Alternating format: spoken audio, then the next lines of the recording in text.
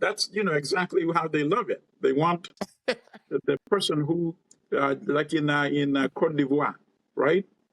Mm-hmm. What do they have in Cote d'Ivoire? In Cote d'Ivoire, Ivory Coast, they said Gbagbo was a dictator who tried to extend his term illegally and did not even win the election, right? Mm.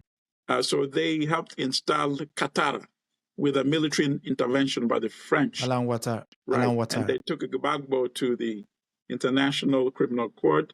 He served some time. Later on, the conviction, of course, was vacated and he was released, right? So what does Ouattara do?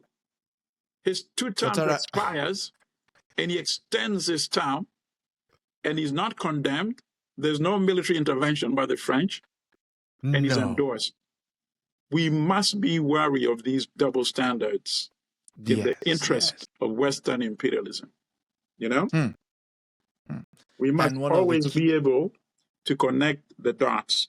Don't see any African country in isolation. Look at how other countries are covered as well and connect the dots. That is part of our process of seeing all these African countries as one. And one of the key tools is the use of media. Correct. Because if they can get the news article in front of you. It's always been the use of media. I told you about the editorial in the New York Times in 1876, which made the argument that Africans were being tortured because they had some human sensibility, right? But they were affiliated with the ancient crocodile and hippopotamus. I don't know what that means.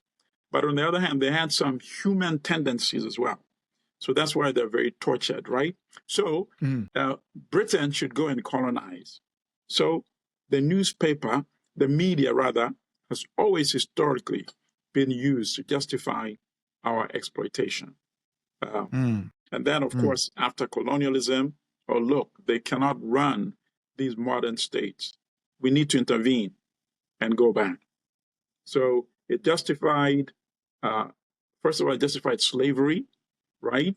Where Africans were projected as basically animals.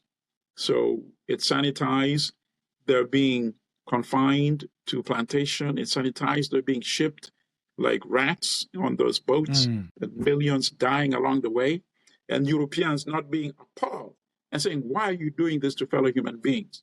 Because the media had been effective in conditioning the European mind that these were not really human beings like us. So it was used during slavery, during colonialism, and in our contemporary era, the era of neocolonialism. It's not as outright brutal as it was. It's become much more refined, and that is why we have to really pay attention when we listen and read very carefully.